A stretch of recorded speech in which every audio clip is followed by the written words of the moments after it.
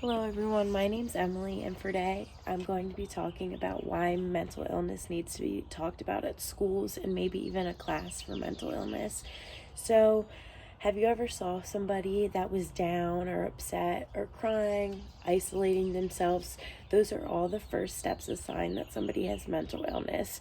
Mental illness can not only be temporary, it can also be for the rest of your life, and it takes people a lot of time to notice.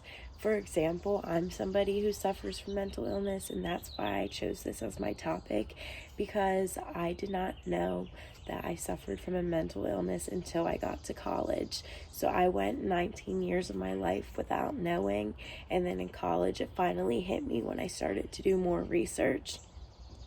We're going to determine why mental illness should be a class at school at a very young age, to determine how we can treat it and prevent it from getting a lot worse, as well as also discuss how to help it, different programs that are really great and help a lot of students out. So let's get started. To start off, 50% of people suffer from mental illness from the ages of 13 to 18. That's the first signs when it normally starts. A lot of them don't know, like me.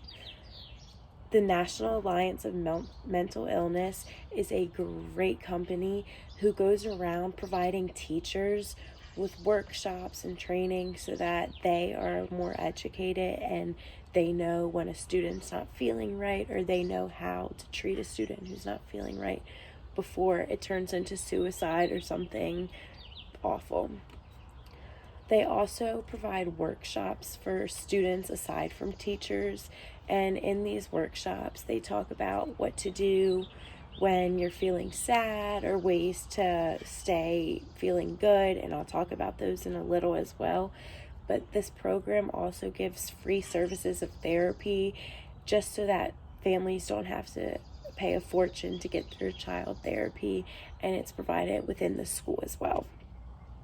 So, just some ways to stay healthy and to feel good when you have mental illness is to stay active. That's my biggest advice. Staying active is something I do as well. And when you stay active, you get your mind off stuff so your mind's not racing about things that you don't want to think about. It helps just stay positive, get some fresh air, go for a walk. It makes the little things in your day feel so much better than just sitting in your room all day crying. Another thing is eating healthy. I don't always like to eat healthy, but eating healthy is probably my biggest advice, because it's not just for your body, it's for your brain, which is where mental illness comes from. If you eat healthy, the nutrients from your brain just improve, and it could actually totally change your mood, which is something that I never knew. So my biggest advice today is to just stay active, stay healthy, and just educate yourselves on when people don't feel good, because it's not because they're in a bad mood or they just don't want bothered with you or they're mad at you. It's most likely because they don't know what's going on in their head and they're just as stressed and worried about them as you are.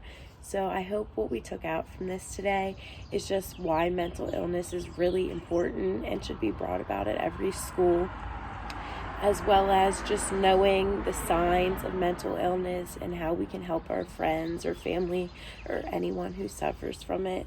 So next time you see a friend that's sad or down, you know why most likely now, and you can now help them with this problem before it becomes even a bigger problem and turns into something that none of us want it to turn into. So I hope you guys all got a lot of information out of this today, and I hope you enjoyed learning about this. Thank you guys.